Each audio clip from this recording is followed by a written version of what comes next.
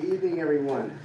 Welcome to the Land Use Landmarks and Planning Committee meeting of CB11. My name is Jason Villanueva and I am the chair of the committee. This meeting is being called to order at 6:37 p.m. Tonight we are joined by Angel Muscade, the staff liaison to our committee. In order to conduct an efficient meeting, let's observe a few ground rules. No one may speak until granted the floor. CB11 members, if you have a question about board business or wish to make a motion, please raise your hand and wait to be recognized. To raise your hand through Zoom, click the participants icon and you will find the raise hand function there. If you have technical difficulty, click the chat icon and relay your difficulty to the staff. Members should not engage in a back and forth discussion. The chair will recognize the next person to speak. The chat should not be used for CB11 business or questions about agenda topics. All such remarks should be made on the record when recognized. Please keep your questions and comments brief and on topic to the discussion. Members of the public, if you have a question or comment about the subjects on the agenda, please raise your hand and wait to be recognized. Roll call. We'll now take the attendance by roll call. Members, when I call your name, please answer present. Adem Briha. Present. Jessica Elliott. Pascal Hanoun. Present. Jewel Jones. Present. Nelson Orama. Present. Beverly Pavone. Present. Derek Stampone. Present. Vinny Torres. Jason Villanueva. Present. Candy Vivas Vasquez. Nye Whitaker. Present. You have quorum.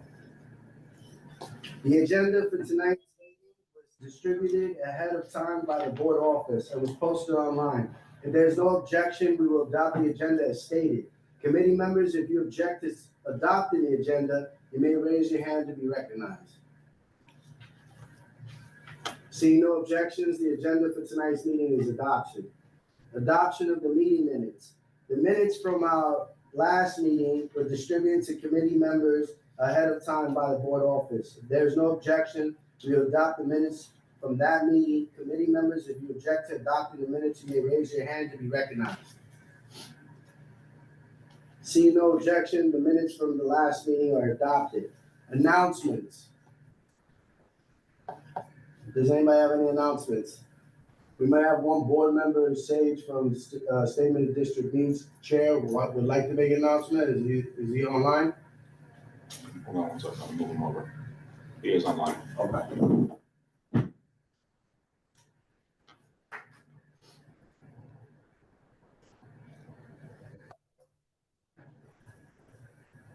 Okay, I'm here. Can you guys hear me?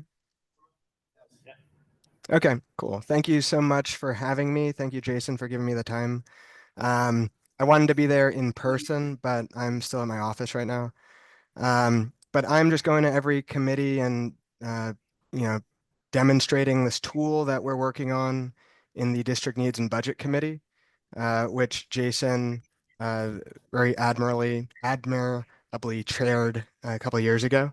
And grateful for his example and helping us form the process through which we create budget requests and work together to create the Statement of District Needs.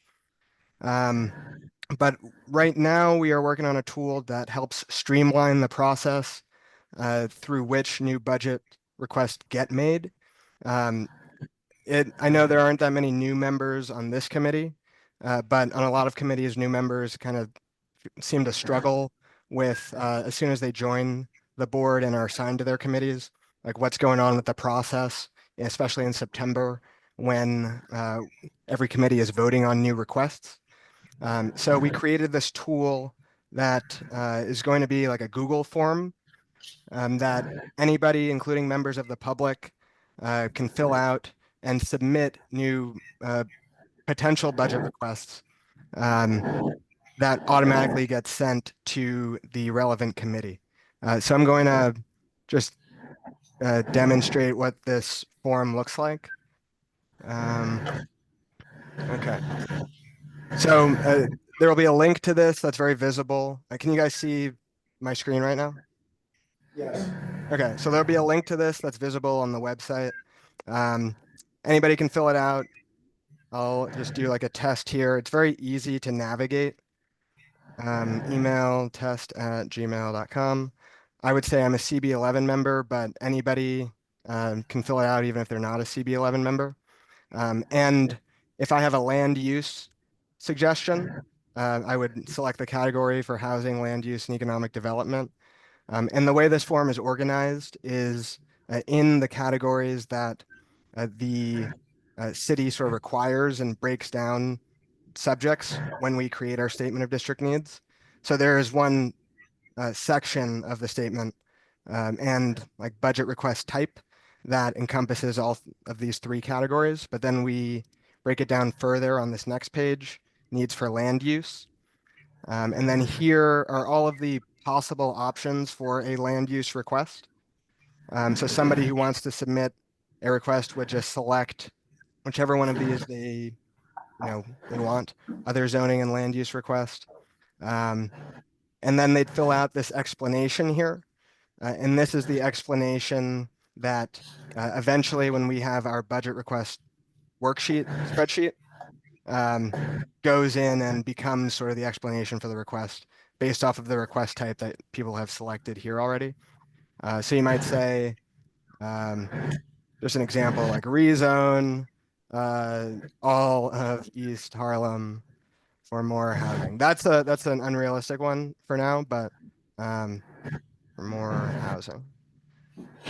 Just as an example, somebody would submit it, super easy, and because they submitted it, it is automatically routed to the relevant committee. So Jason just got an email at his land use at cb11m.org email address that instructs the committee chair. Can you guys see this email I have? Okay, so it instructs the committee chair that a new proposed budget request has been submitted. Your committee should review this request at its next meeting and vote on one, whether to incorporate the proposed request into your budget request on the budget request worksheet. And it gives you a link to the fiscal year 28 worksheet and the board action that should be taken in support of the submission. I'm going to revise this a little bit so that each committee, instead of voting at your next meeting, will maybe talk about each of these at your next meeting and then vote on it in the meeting afterwards. But then this link here brings you to uh, this budget request worksheet, and this should be familiar to you guys. This is basically what we use every year, but is just a slightly different version of it. So at the bottom here, you see a pending request tab, and you see the submission that we just submitted. Adem submitted these earlier today. This may have broken it, so this is like a real live test. I'm not sure what's gonna happen when I click accept. Because right now we're just getting feedback on this, and then we'll hopefully just launch it, roll it out in the next couple of weeks. But this request is here. You can see that it is automatically routed to the correct agency. I think that's Department of City Planning based off of the request type that we selected and the correct CB11 committee that is due to evaluate it, land use. My name, because I submitted it, my email, who I am. And then when the committee first would meet and discuss this, and then the following month, you would vote on the action you want to take in support of it, because we just want to establish a practice of whenever we have a budget request, we want to back it up with like something that we've done to show that, we're not just asking for stuff, we're like advocating for things in the community. So maybe a letter of support or a resolution, maybe, outreach to city agency. Maybe you ask somebody from an agency to come and discuss it with the committee. And there are many options for that we can think about, and I'm open to any feedback because, this is supposed to be a tool that helps everybody. So if you have any ideas for how to make this better, please just let me know, and I'm more than happy to try to incorporate it. And then in addition to this action, the committee would vote and make a decision as to whether to actually incorporate the budget request into your annual budget requests. And so you would eventually just click accept there, and we'll see what happens. Missing headers. Yeah, so I think I have to revise the code under this, but this would automatically get deleted and it would appear in the capital budget request here. And then this list would, maybe I can try it with one of the Dems.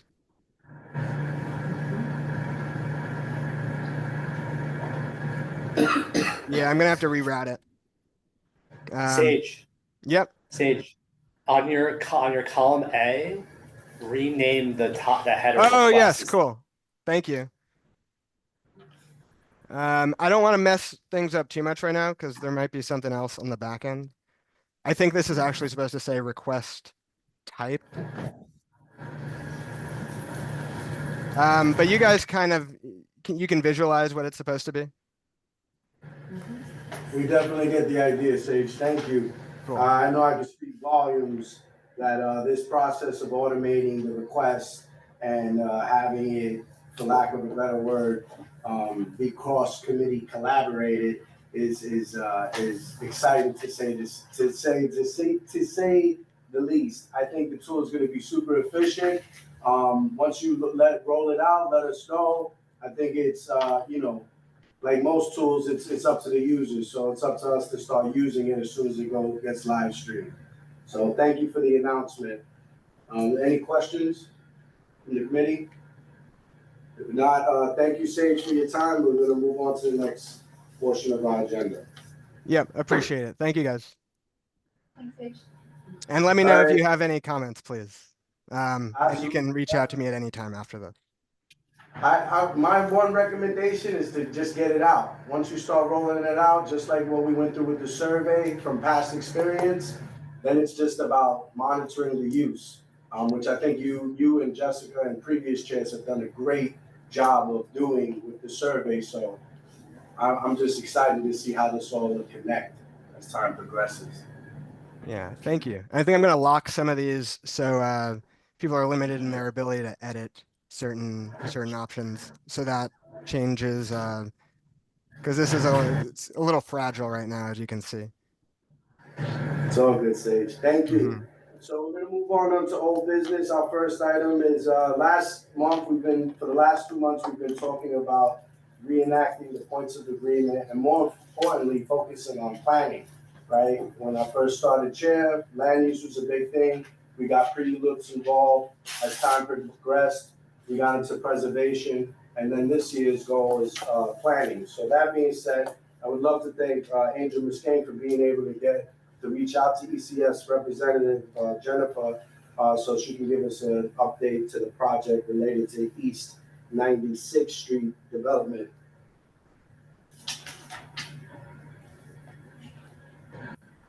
You muted, Jennifer. Hi, this is Jennifer Maldonado. Can everyone see me? Hi, how are you? I know a number of you, and some of you I don't know. I am the CEO of the Educational Construction Fund, which proposed and was approved for a project on East 96th Street in 2017. So I've been living with this project for a very long time.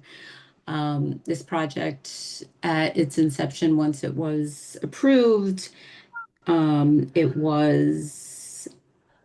we had been through about a 3.5 year litigation brought by some members, I think one or two that maybe even here, on the Upper East Side on an Article 78.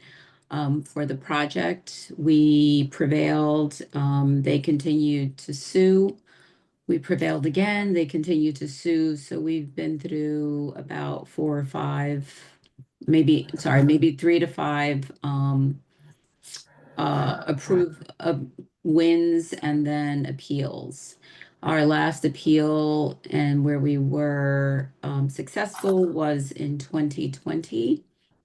At that time, we decided to continue the project or move the project forward, and then COVID hit. COVID put the project into financial distress. Construction financing collapsed, and our developer moved out of the New York area and moved away from the project. So the last few years, we have been searching for another developer that would be able to meet all of the requirements of the ULURP. That, as you can imagine, has been very difficult for us. But we saw some light at the beginning of the summer, and we now have two developers that are interested in the project. And we are in serious negotiations with both to figure out which one could offer the best solution to the project. We're hoping that within the next few weeks to the next few months, by the end of the year, we'll have a pathway forward. I have discussed this with the Department of City Planning. The ULURP has a 10-year activation, meaning we are to get into the ground in 2027. Obviously, that is a very limited amount of time for us to work with any developer that we choose. That discussion with the Department of City Planning has been positive. There were projects that during COVID were given extensions, and we are hoping that once we have a developer and a plan on board, that we will be able to receive the extension from city planning as well as move the project forward. So obviously, this has been a frustration for us and for yourselves, more for yourselves, obviously, as this project was something that was supported, that has a number of obligations, the schools being first and foremost. And we're still hoping to move this project forward, although to be candid, we have heard through the grapevine that once we start again, that there will be another lawsuit drawn up against the project. So we are hoping that that's not the case. We're hoping to move this forward. But that is something that's still lingering out there. I'll stop there and I can talk a little bit more about other factors, but I can stop there if there's any questions. Thank you, Jennifer. Is there any questions from the committee? Nye? Just if she's at liberty to share who the developers are. She said there were two developers that they were. Yeah, not at this time because we are negotiating they're negotiating against each other. But as soon as we have a developer, we will definitely come back to you. Are they local? Can you answer that question? They're New York based. Okay, Yeah. thank you. Yes, thank you, Jeff. I want to know whether or not the developers, are you discussing with them that's a possible another lawsuit that's in the grapevine? I'm sorry, I'm having a hard time hearing you. Can you say that a little more, or can someone? I'm wondering whether or not you're discussing with the possible developers that there may be another lawsuit. Yes, we have told them. Yes, we have told them that this is still a possibility, and they're still wanting to move forward. We still think we will prevail, but obviously there may be another delay if we have to go back to court. So, No, yes, they are all aware of that. They are aware of that. I'm sorry, go ahead. Hi. Hi, Jennifer. Good Hi. to see you. Hi. Just a quick question. I know you mentioned the 10-year for Mhm. the ULURP. Can you hear me okay? Yes, I can. I can. Is there any anticipation because the funding had fallen off, it had basically crashed because of COVID? And now with the developers, are you looking for this project to be as it was approved? Yes. Or are there, Yes. so exactly the same, the 3 schools, the possible, okay. Yes. All right, thank I will tell you that we have over the last couple of years, we have been working with brokers and the SCA to see if there was another opportunity to move the two schools, obviously Park East and Heritage. That has not been successful, as you probably all know. The amount of space and available developments, opportunities are few and far between in East Harlem. There were a couple of things that we thought were going to come to fruition, but uh, to be honest, that would have displaced local businesses. Obviously there are developers that are willing to sell, but at a price that we didn't think that was beneficial at all. So we have continued to look for other spaces because even if we move this project forward, or we will move this project forward, Park East and Heritage are the second phase of the project. So we've always tried to figure out another option, but we've not been successful with that option, with any other options. We're looking for upwards of 125,000 square feet for the other two schools. So finding that in East Harlem is quite difficult. We Thank you, did, Jennifer. just to be also very candid with you, we were in very serious negotiations with Extel on the supermarket on 125th Street, and they decided to go with another project, which I'm not sure if that project ever has moved, but that was something that we thought would have been a good solution as well. Thank you. Jessica. Thanks for the update. Just curious what the lawsuit was based on and if it was like a neighbor. It was the Yorkville and the Carnegie Hill folks that were the lawsuit was based on, they felt that the development that included the jointly owned playground should not be included, even though that playground was and will continue to be a jointly operated playground after the fact. That had always been their contention, that nothing should happen to that playground. And just to be also clear with you, that playground will be redeveloped and go back to its original jointly operated playground. But that was really the basis for it. Thank you. Beverly. Yes, another thing I want to ask about was the height of the buildings, part of the lawsuits, with Carnegie and them. To be quite honest, I don't recall if the height was the issue. It was more the use of the property was the issue. I'm sure, without throwing anyone under the bus, I'm sure George can probably add some color to some of those conversations. I think the way Jennifer described it was fair. The legal issue was the use of parkland for the jointly operated playground as part of the development site. I think some of the people who were on the other side were upset at the height of the building, but that was not the legal issue. Thank you. Any other questions? So before I end this, Jennifer, thank you first and foremost for coming and expressing your challenges to us. I would implore the committee, you wanted, you requested this update, that we now collaborate and coordinate with ECF to get this project into fruition that this board voted on and supported. Yeah. That leads me to asking you, Jennifer, what can we do as the land use committee or as community board 11 to support ECS efforts moving forward?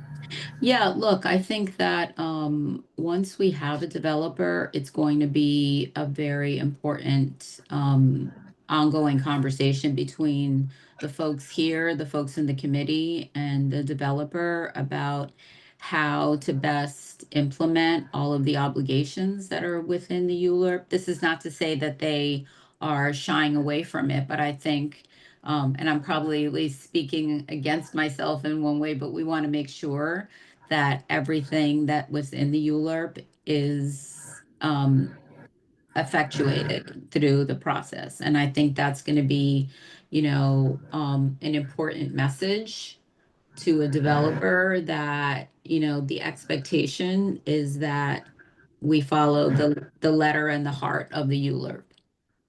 So I think once we have a developer on board, I've already, been very clear with both developers that having strong lines of communication, but also a working relationship, not just communicating, but working with folks here is going to be incredibly important to the project.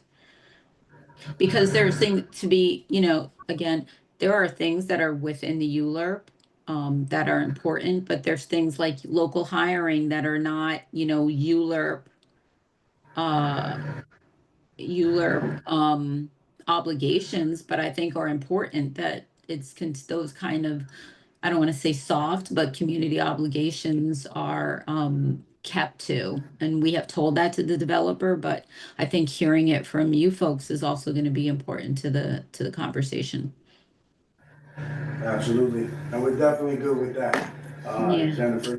I'm sure you are. I'm sure you're ready, as we are. I'm sorry, I can't see. Yeah, Low Vandervalk has his hand up. Yes, recognizing Low. Yes, I'm thank sorry. you. Thank you. Yeah, Oh, my name is Lo Vandervalk. I'm president of Carnegie Hill Neighbors. Just want to set the record straight. We are one of a coalition of 4 groups that filed the lawsuit. The other 3 are Civitas, who you well know because Civitas has been deeply involved in East Harlem. Friends of the Upper East Side is the other one, and the final one was the Municipal Art Society. And I don't think we would not have been able to undertake the huge expense of these lawsuits if it hadn't have been for these other coalition partners who felt that there were good grounds. And the initial grounds and the strong grounds were that we felt that the alienation of the playground as parkland was not appropriate. And however, the adopted ULURP agreements, also involving the state, was that a ground could not be broken unless a certain alternative playground space or parkland was found, and that became the sticking point. So that really became the grounds that there was no adequate provision made for alternative parkland. Okay, we're eager to work. Even though we seem to be litigants, we're eager to work for a good solution.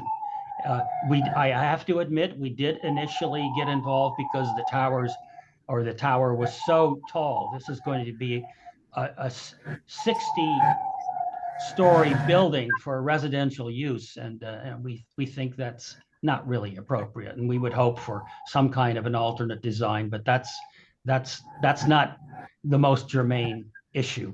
But I do want to say we're eager to work. We're eager to find a solution to do something that satisfies all the parties. We're especially pro-education, and we think that's a very important aspect of this project. Okay, thank you very much for the opportunity to speak. Any questions? Thank you. Again, so thank you, Jennifer, for presenting, and we look forward to seeing this approved ULURP come into fruition. May I ask a question if I can ask of you folks? Given the timeline, I think we still think it's important for us to continue to look for alternative spaces for the schools. If that does come to fruition, we'd love to talk to you about it. Again, it's very hard to see that kind of space available in East Harlem, but if we do hear about something like that, I think it would be important for us to, come to you folks to talk to you about that as well. So. Okay. Yeah, then. Have you looked at East River Plaza? I don't know if We you put a had, school. yeah, no, we had, and you're totally right. That was one of the issues that the zoning does not allow for school use. It's really for commercial use, and I think it's a C3 or C9. Go ahead. I'm sorry. I could be wrong. I could be wrong. I don't recall. It's a different thing, but they came last month, right, for like a tennis academy from the Harlem Armory, and I don't know if that would be considered commercial use. I guess they're making money, but I don't know. I just threw it out there. Yeah. I don't have a lot of empty space. It's not a zoning issue from a zoning district standpoint, but I know they do have a special permit and a large scale permit, so that might be that. Can I ask a question? There's that empty space on, well, not empty, but it's underutilized. 97 between 98, which used to be like the old court notification for housing cops and like the PSAs. There's like a parking lot. It's just kind of weird, empty, underutilized. I think there's like one little low building there. I was just always curious what's going on with that space. So 97, I don't know. 98. Yeah. and Third Avenue. Oh, and Third right- Avenue. Third Avenue? It's right before you get to the heart of Washington houses. Mhm. It's a little low one-story, and it used to be administrative office space for scheduling of court appearances for housing police. Yeah, I don't know it. I'm more than happy to look at it. I'm not familiar with it. You said between 97th and 98th and Third. Oh, sorry. Sorry. With all due respect, It can be it's offline. all about coordination. So like we said, we want to initiate planning. ECF just made a request to this body, right, to look for space. I'll throw up an Excel chart. You guys have interest, or, you know, we don't even know all the answers today. Send me an email, anybody, and it's not to any specific, anybody, send me an email of a potential location, a space, a place, and we'll do the necessary research so that way we can coordinate with ECF. But I think that this question is not just related to ECF. It's something that we've been talking amongst all ourselves as board members about ensuring that the properties are utilized to their maximum potential. Yeah. We hear you. We'll definitely track that request. And again, we look forward to having continued discussions once you select a developer. And, you know, this will be the first of our targets of tracking projects moving forward. Okay, no problem. And Angel always knows how to get a hold of me if you have any other questions. And I'm hoping that I can come back in December with some sort of like pathway forward. So, but I appreciate your time. I appreciate your time, everyone. Good to see you all. Okay. Thank you, Jennifer. Have a good day. Bye. Thank you. Moving on to the agenda, item B of old business, East Harlem rezoning points of agreement, follow-up. Again, it was just a discussion to start initiating. I think some of us can do some research on what was agreed to. Then they still have that tracker online, George? Yes. Yeah, so I mean, I'll share the tracker with us, and then pretty much we can go from there. Again, this is going to be a bigger undertaking come the new year with the new administration, but we should start using this time, starting now, to get familiar with it. You got questions, you all have my phone number, please reach out to me. So then that way when we come to the table, we're ready to advocate and support our district. Anybody got anything on the points of agreement? George? Okay. All right, we'll move on to the agenda, presentations and discussions, briefing on recently adopted ballot measures by Mr. George James, our CB11M land use consultant. All right. Give me 1 second. I think I'm going to try to share my screen from here. You are so fancy. I know, tell me.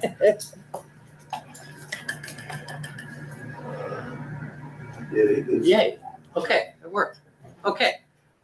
So, thank you for being interested in this topic. I think it's really, really important. And so I prepared something on this. I hope it's not too detailed. Chair, if I'm going too long, you'll tell me that. So as you all know, as we all should know, we just passed revisions to the New York City Charter. So just in summary, earlier this year, Mayor Adams' Charter Revision Commission wrote the ballot proposals that the voters just passed, and that their stated goal was, quote, easing the process to construct more housing, including affordable housing, in an effort to make it easier to build more housing across the city. They were responding to concerns that some neighborhoods vetoed new housing and affordable housing. And even in places that did not refuse housing, the process was slow, unpredictable, which slowed down the creation of new housing. And this really is the first meaningful change in the city's land use process since 1989. It's a big deal. Okay, so the three land use proposals that we all voted for that dealt with land use were question 2, fast track affordable housing. Question 3, simplify the review of modest housing proposals and infrastructure. And 4, establish an affordable housing appeals board. And so today, what I'm going to do is I'm going to explain each of these three and then talk about some things you may want to think about. Okay, so we all received summary of the proposals, a little postcards, and I'm going to say those summaries were incomplete, and they weren't incomplete for any sinister reason. It's just that the charter revisions were very complicated. It was 55 pages worth of text, like on the right? You're not going to be able to summarize that in a postcard for the general voter, right? And most voters, we did not fully understand what they voted for, but what they did understand, they understood the stated goal, which I read earlier, which is likely why they all passed. And I'll summarize each of them and how they're going to impact it. All right, so fast track for affordable housing. So fast track for affordable housing sets up 2 new land use processes to approve housing that does not follow zoning. So the first one is zoning waivers from the Board of Standards and Appeal for low-income housing projects, only for low-income housing projects.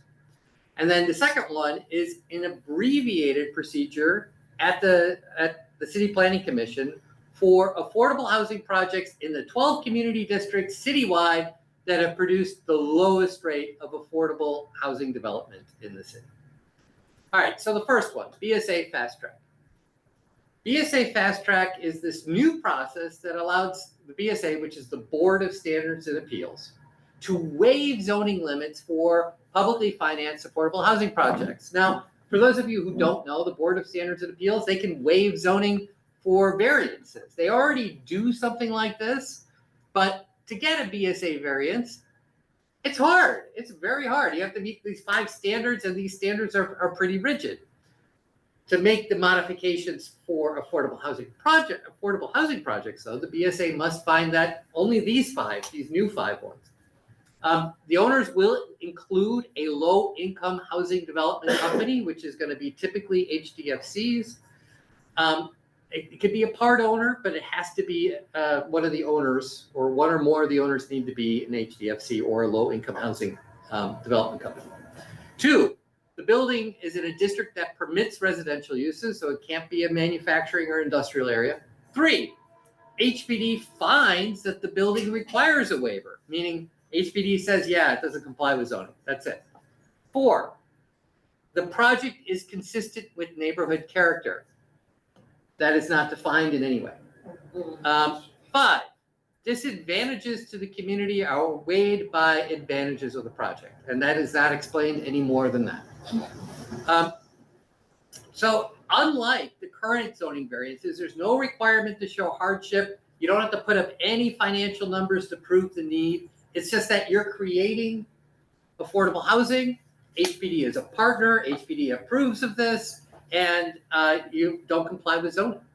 And there's no limit to the size of the application. This is not necessarily for small things. It could be for something substantial. There's no size limit. Okay.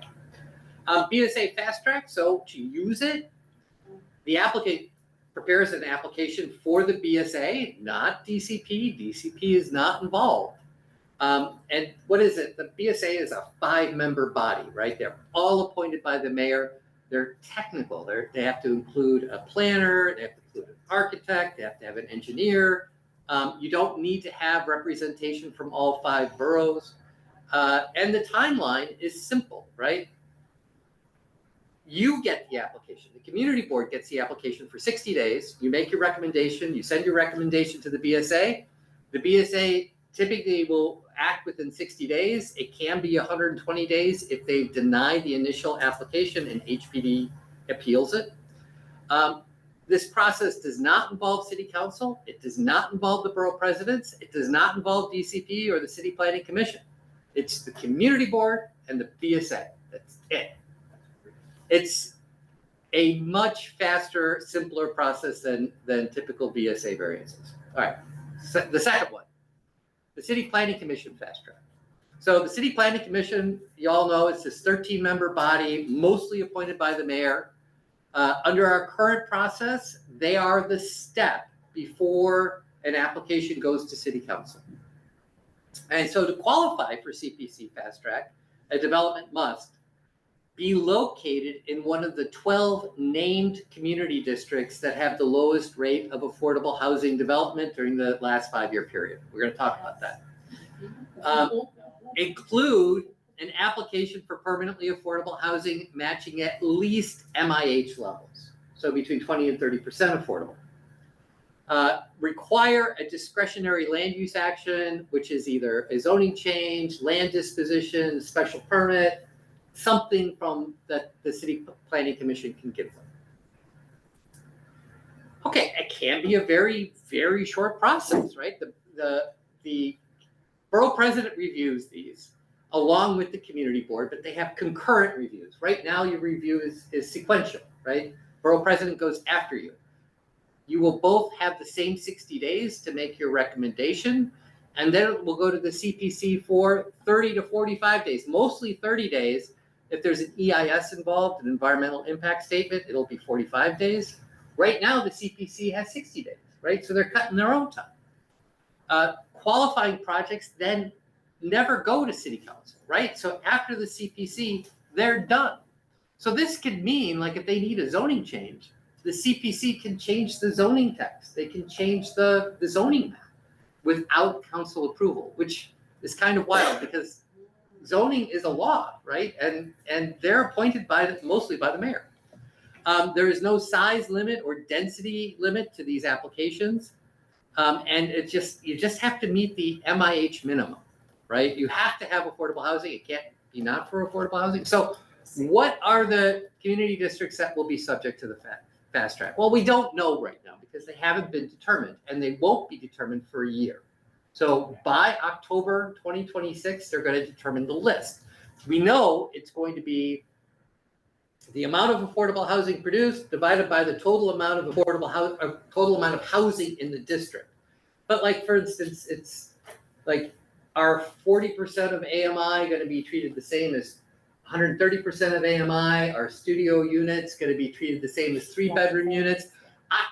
We don't know. We don't know. It hasn't been defined. It's just that you've got to do the amount of affordable housing divided by the total amount of housing. And when you draw the line, because all of the units in an affordable project will be counted in the month their I think the C of O gets issued, right?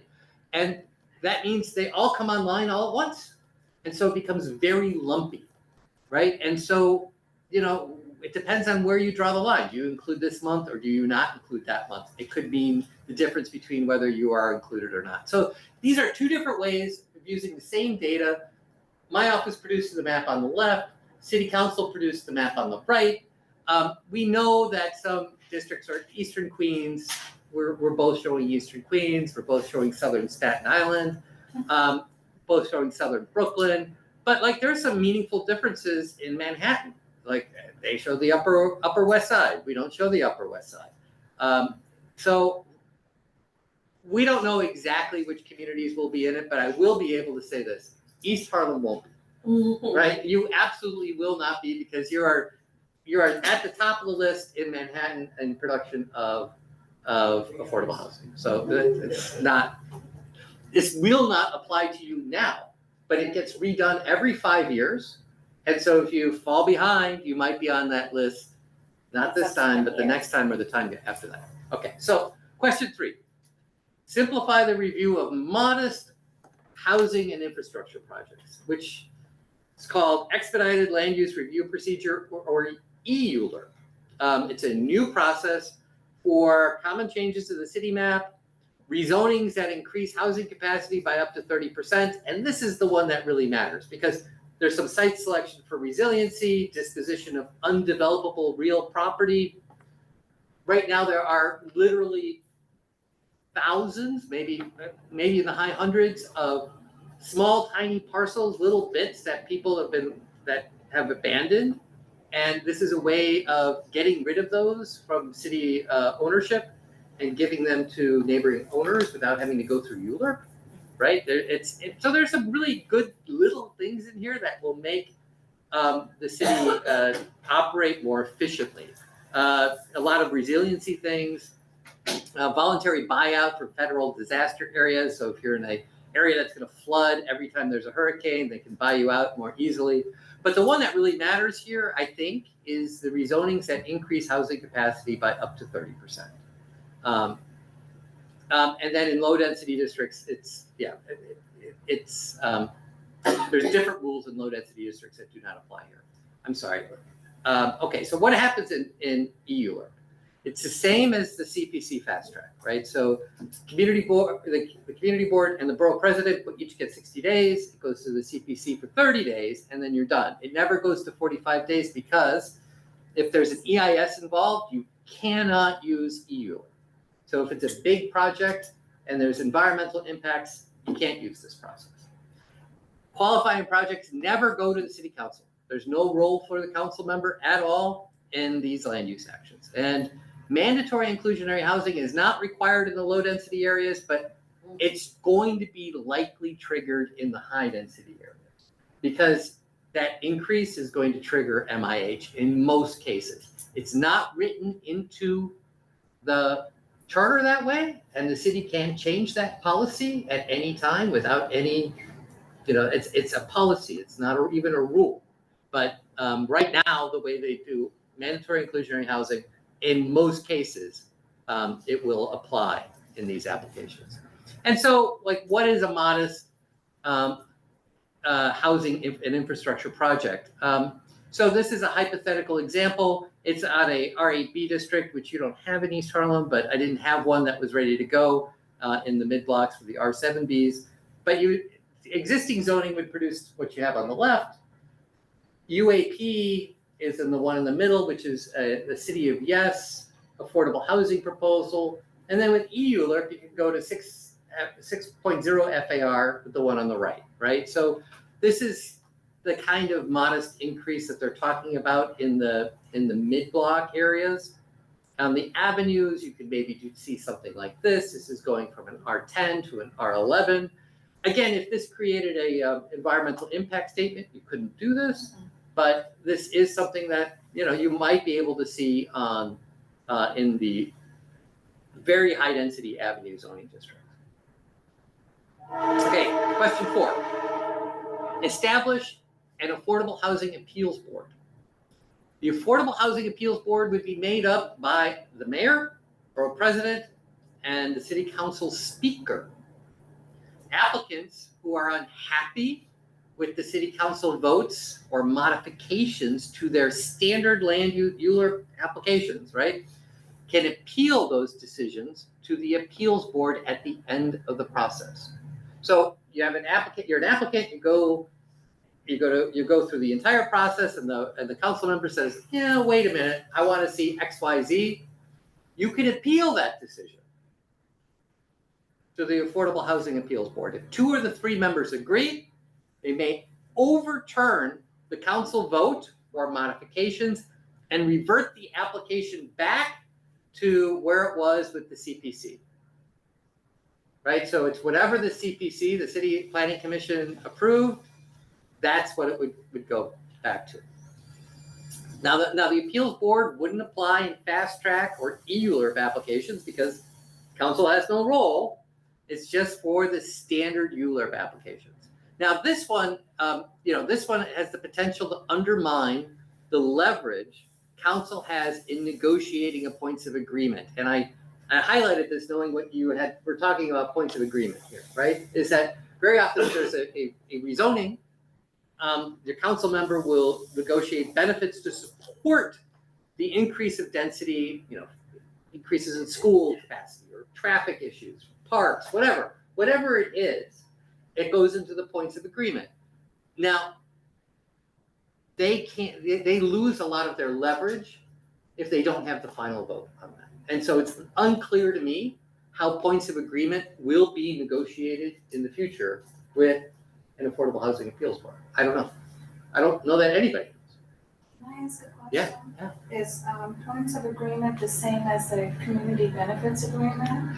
They're very similar. It's just that the points of agreement is an agreement usually between the city and the city as applicant and the local member or the city council, right? And so in a community benefit agreement, it's with the private applicant makes those commitments. In this case, it's the city that makes those commitments. And they are now tracked. Points of agreements are all tracked online. And so the city, it reduces the likelihood that they forget.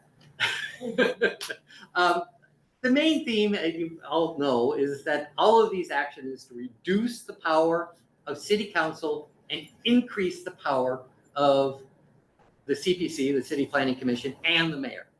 So before November 2nd, the most important person in determining the future of any land use application was the city council member, because they had the last say. If the city council member didn't like an application, it wasn't going to go anywhere. Now, the city council may hate an application, and if it qualifies for one of these, there is nothing that they can do about it. So, all that said, short term, fast track and EULR are much more likely to impact other community districts and not East Harlem. So many actions in East Harlem still require disposition of city-owned land. That's a lot of the projects that you see here are disposition of city-owned land. That's a part of it. These remain EULR applications or EULR actions for most developments. East Harlem will not be a CPC fast track community when they name them. We know that already. You're not even close. And so that option's not going to apply anytime soon, it may in the future. And larger actions that require an EIS, they can't use the EU process. So a lot of the applications you see, have an EIS associated with it. I think the Housing Appeals Board is likely to be the most impactful part of this for East Harlem, as it undermines the power of the council member to negotiate a points of agreement. So, for instance, like we talked about 125th Street rezoning to try to do a plan and then a rezoning to try to have it more unified instead of like lot by lot rezonings. Like if that actually went forward and there was a rezoning and there was a points of agreement, well, how does that points of agreement get negotiated? Who's going to negotiate it on behalf of the community? I don't know. I don't know. It's a question. Chair, can I take this? Yep.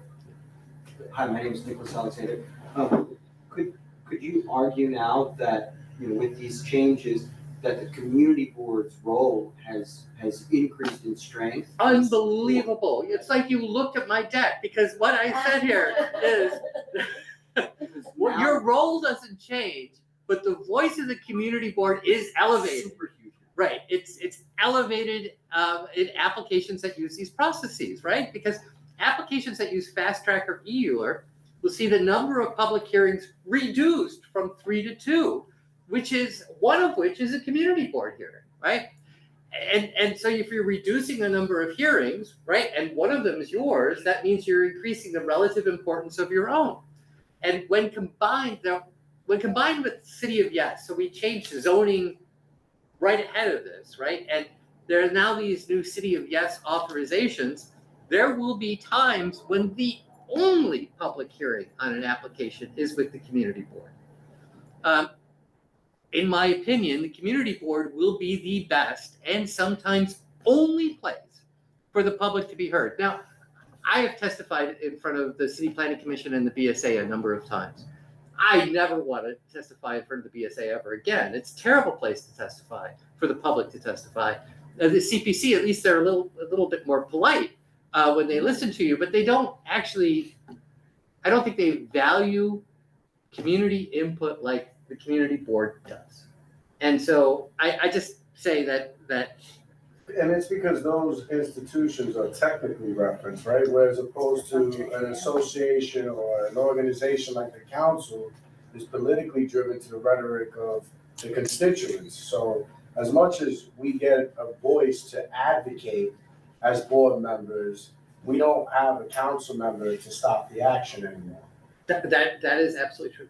So hypothetically, we can advocate and then CPC can go Because it's advisory. against our advocacy for two reasons. One, for a citywide initiative, and two, because they don't have any, for lack of a better word, skin in the game of the district. Our council member would have to be concerned with us potentially removing them from their seat. Absolutely. If they supported a project where the BSA and CPC have to politically satisfy the mayors.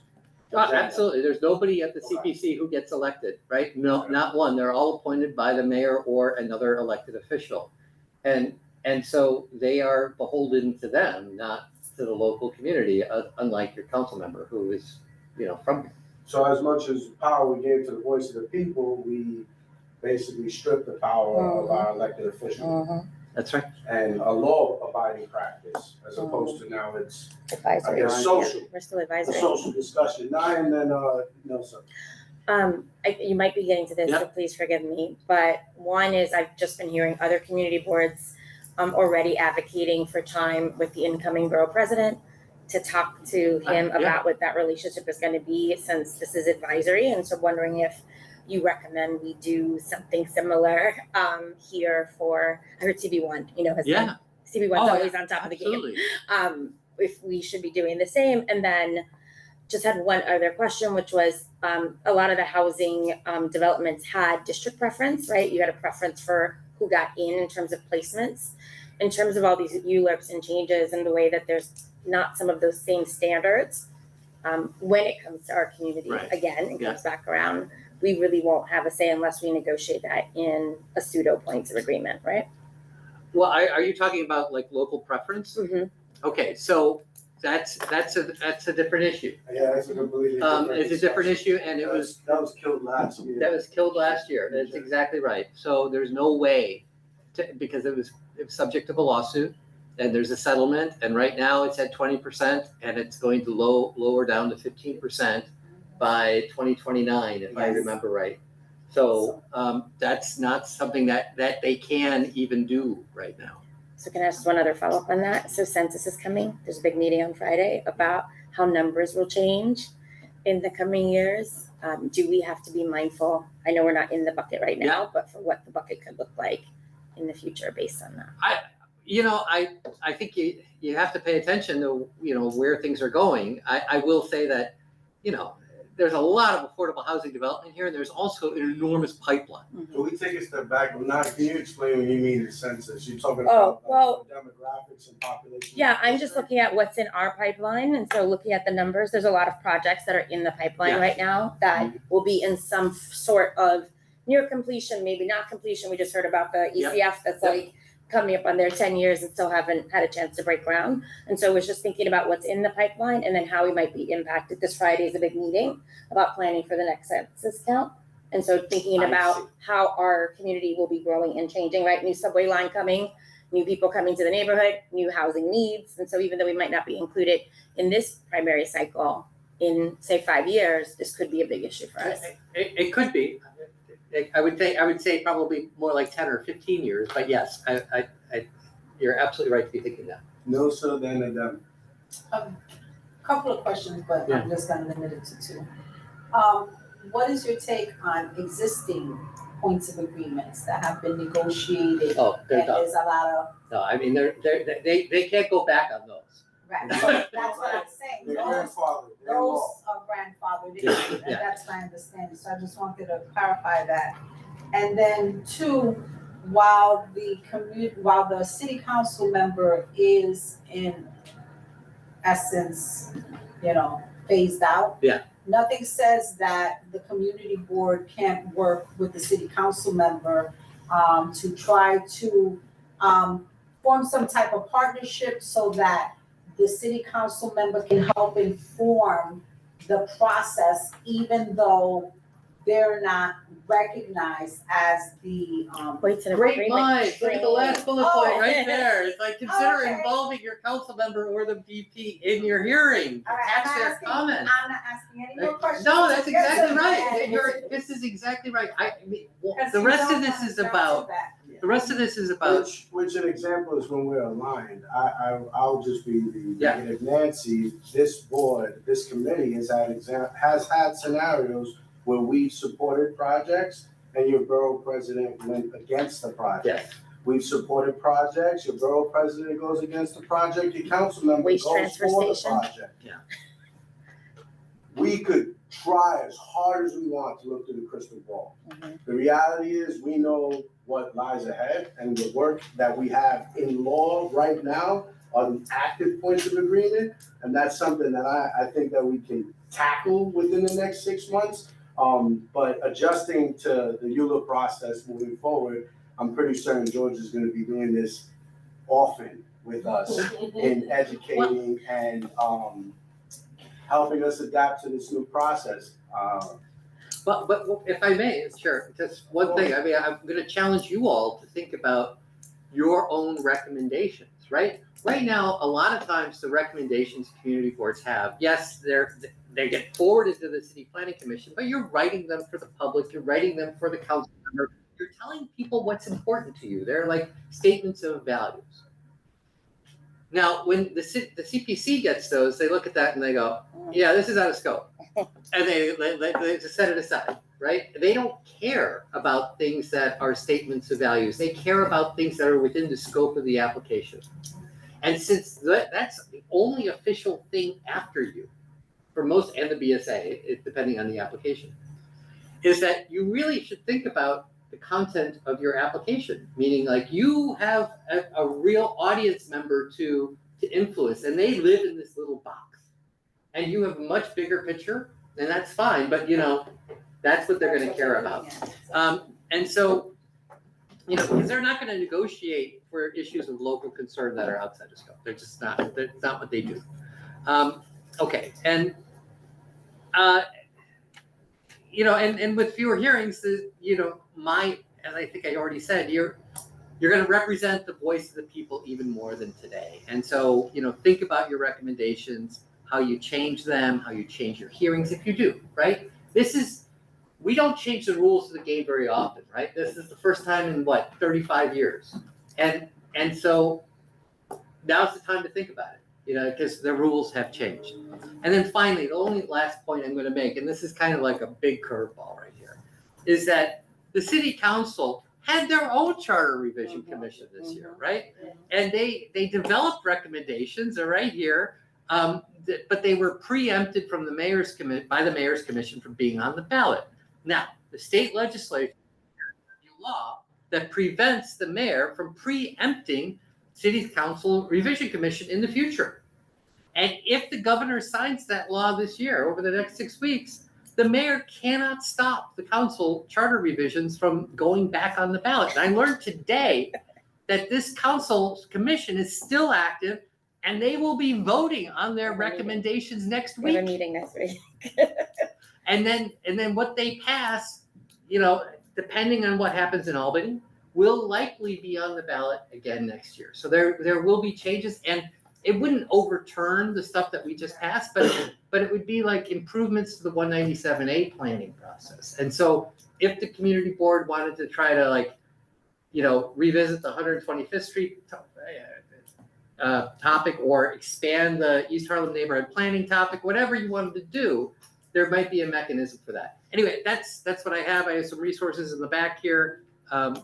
I know we've already started the discussion. We It's can okay, continue. Adam, and then I have a question. All right, you probably don't know this answer, maybe you do. Let's say we make recommendations that really fit in the box and tailor to what they want to see. How likely do you think, though, they'd still go with those recommendations, City Planning Commission? You know, I'm gonna tell you that it's, okay, so my opinion is that they probably won't. They're gonna be worse than me. But let me also say this, is it depends on around the edges they might.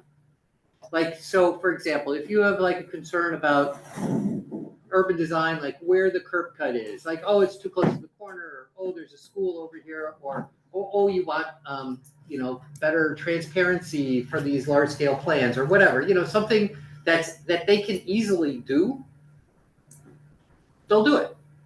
But bigger things that, you know, you're more likely to care about, So I guess my only other question, because Jason made a good point, and then it's kind of like we said the board has more power, and then he kind of said something that made me think differently. Yeah. I highly doubt these things were done to give community boards more power. I think it's an illusion, and it actually was to reduce the input from the community. Obviously, we like to live in a perfect world where we think what the board passes, our city council person would pass, but I would say, based on what you just told me, more likely that there would be more scenarios where we would align with our city council person than where our recommendations would be taken by City Planning Commission. So I just think it's lip service and actually taking out of the community's hands. But I mean, I know it's more nuanced than that, but. It condensed the whole process too. So you are absent, can I make sure? I think you're right in that it is a power grab, right? And they have enormously taken a lot of power away from the city council, right? And so that means that there's an enormous amount of power with the City Planning Commission right now.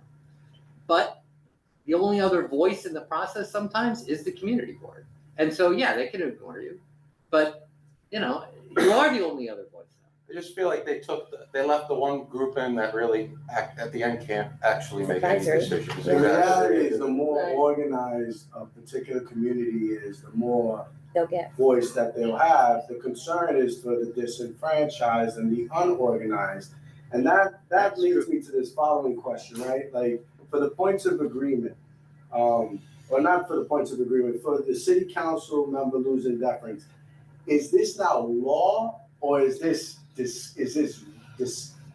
I guess the vote happened, the charter revisions automatically start happening without, so I don't know why I find that so unconstitutional, where and that's just my opinion, where the executive branch of government takes power away from the legislative branch, and there's no judicial ruling against it to make sure that it's above board.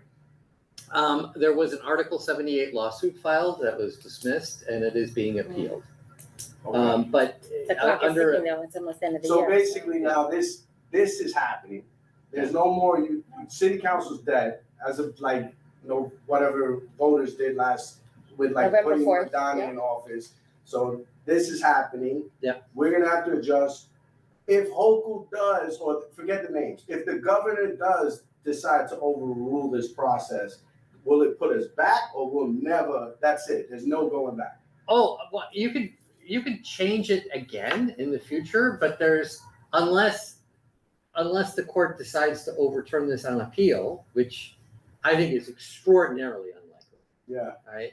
That's not going to happen. Because they got the vote from the people. Yeah. You know, the people aren't specifically aware of what they gave up. Exactly. All they Just heard like was the Metro housing. cards. I don't know if anybody notices, there's no more 30-day unlimited Metro cards. It's the same type of example. Nilsa and the Dem, I'm sorry. So two things. We were talking about having the community board considering having the inclusion of the city council member to give an opinion, right? As we're doing things and we can attach it, and you even prefaced it there.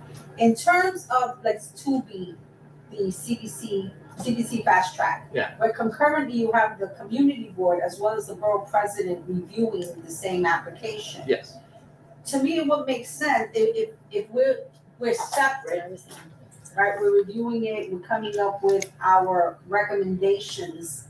But for me, based on the way that this is written and it's cut out certain people, I think that it would make more sense for the borough president and the community board to work together to review the application so that you're using 60 days effectively, and you come up with almost like the joint kind of thing as opposed to working separately. Just because, and I don't know if that can be done. That's what I was saying at the beginning. Process, They're doing but that, yeah, that's CB1. you wanna use your time as most effectively. In the community board, we take a certain amount of time, right, and we come up with something and then we vote on it. But a lot of times we may miss something that we wait to hear when it passes, from the community board to the borough president, but because of the concurrency of this project, it has the possibility of missing stuff. That makes sense. It does. Derek? So you stated that for actions that require disposition of city owned land, that has remained, that's exactly the same? Like that didn't change, that process didn't change at all? So no, it did change. So if it's for resiliency projects, like if it's underwater land, and for certain resiliency projects, like they're taking property for or disposing of property regarding some sort of resiliency project, that's exempted from that. But standard housing type of disposition projects, they still got to go through ULURP. Right, it's like that process. If you're not in one of the 12 fast track communities. So in the 12 fast track communities, they do have a fast track even for disposition. Okay. And then if this goes like wrong, right? Well, I guess where we're saying there's a smaller group of people exerting a lot more power. We removed the city council, right? And like member deference wasn't law. It was like a thing that they did. Yes. So like what would that outcome be? So specifically the one about like the 30% more housing. What do you think that would mean for East Harlem if a bunch of developers come in and go that route? And what would do stuff on the mid blocks and would what do things like where the townhouses are and what do you think that could end up? So I mean, this is a really good question. We've been trying to play through scenarios in our head, and so one of the things I was thinking where that would really be something is typically people have been thinking about this in areas where MIH is not currently mapped. But if you apply this in areas where MIH is currently mapped, and East Harlem has the biggest MIH area in the city, right? From the rezoning. And that people can come in and then take this area that was just upzone it again. And so you could end up with, the doubling from East Harlem and then another 30% on top of that. It could actually end up with a much bigger development than anybody contemplated at the time. So I think that's like something I don't know if people are going to do that or not. I don't even know if people are really thinking about this yet because all of this just passed. But if I were a developer that owns some property on 3rd Avenue, which is build up more. Which has pretty attractive zoning from the East Harlem neighborhood plan, and you wanted to do it, you could add another 30% through this process. Can I just ask one quick follow-up of like some of the developers who have multiple parcels that usually have to go through a different track before? Can they now divvy up their parcels without going through city agencies in the same way based on this or no? So if they own multiple parcels and they want to sell like if it's one unit and they usually have to go get approvals to like parcel it out to do different things. So usually you can parcel stuff out as of right. There are certain size limits. You can't. But in most cases, you're able to do that. You do need an approval. There's a process for that, but it's an as of right approval. All right, Jones, you have a question? I'm sorry, I saw the 2 members in the public. You have a question? All right, so all 4 members are done. I saw your hand raised, and then I saw your hand raised. Sure. You're deferring, so you can speak. Go for it. And then after this, we're closing. I just wanted to follow up on one of the points that Nilsa had opened, which is I would like to have some clarification. Can the community boards initiate and negotiate points of agreement or community benefits agreements? Can they do that? So points of agreements are these agreements between the city of New York and the city council and the council member, right? And the community board take the lead on that? And so community boards are often, they say what they want, right? They're usually not involved in the negotiations, but they can be. There's no reason why they can't, right?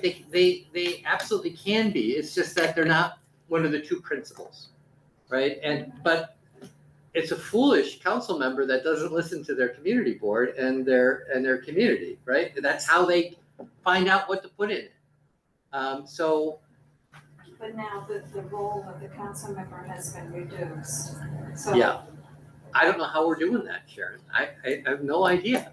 I have no idea how points of agreements will be negotiated without a council member going forward. I mean, the council member will still be involved, but, you know, essentially you have the appeals board, which could say, oh, you know, we don't want to do that, so we're going to appeal it, and it gets rolled.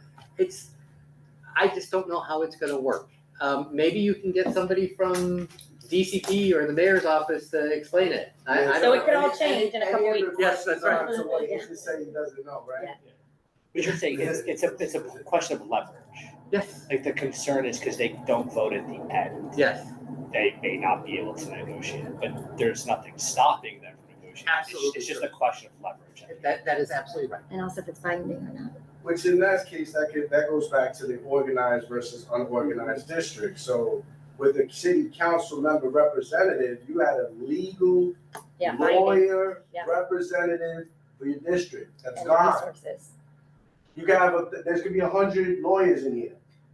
You're from your advocacy role with the community board is exactly that. It's advocacy, right? The legislator pushes law, right? So they could push that points of agreement into law and negotiate behind our behalf. And file lawsuits if they don't do what they say. I think it's gonna be I think it's a conversation for the next, what you said, it's been 50 years since you guys did this? 35. 35 years? We got another 5 to 10 years to figure out what's gonna happen. I can tell you right now, I don't necessarily have all the hopes and dreams that some people do with the community having this, large voice and, I've seen it already where our recommendations have been pushed to the side, and that's with this legal process. So, right. But I'm not gonna discourage the possibility of change, right? And that maybe having access to the executive branch of government would allow them to be more accountable. I just see a lot of politics, a lot of red tape rhetoric. Nilsa. So to piggyback off of that question, obviously, well, the community board doesn't have, let's say, that standing for points of agreement in terms of the way it's traditionally thought of as the way they can be negotiated.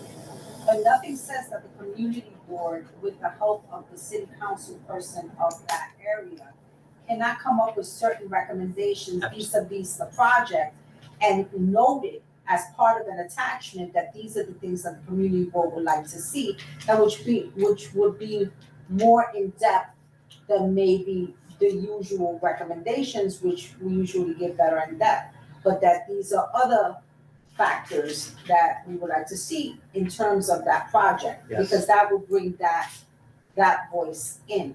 I would assume, right? That there's nothing that precludes that. And then share that with the borough president so that everybody's saying the same thing. That would And be then- hopeful. right. Sounds good. And then my second question is the city council charter commission is coming up with its own recommendation, it's voting, but there's nothing that says that they can't try to soften some of the things that were passed in such a way. In other words, I don't know what the recommendations are, I read them a while ago, but then because the mayor superseded, I don't really remember what they said, but nothing precludes this city council to do these recommendations that they've come up with, and then in terms of the new group, still continue to fine tune recommendations that could potentially get on the ballot once they see how harmful the process is actually being. We will see what they approve next week. My expectation is that they are unlikely to do anything so soon to overturn the will of the voters. And That's what I'm saying. new speakers race coming up, new mayor coming in, and possible new appointments to the CPC Lots of unknowns. or the appeals between now and the 31st. So hope is the first step. Thank you for this discussion. I think this was. Thank you, Chair, for letting us go a little longer. Very intuitive and informative, and there's a lot of work ahead. I hope we stay this active and engaged as time progresses. That being said, is there any new business? Mr. Miskay, roll call, please. Dan Bria. Present. Jessica Elliott. Pascal Hanu. President. Joe Jones. Present. Nelson Ram. Emily Pavone. Present. Derek Stampone. Present. Benny Torres. Jason Villanueva. Present. Candy Vivas Vasquez. Nye Whitaker. Present. Yeah. Thank you all for your time. Enjoy your holiday. Happy Thanksgiving.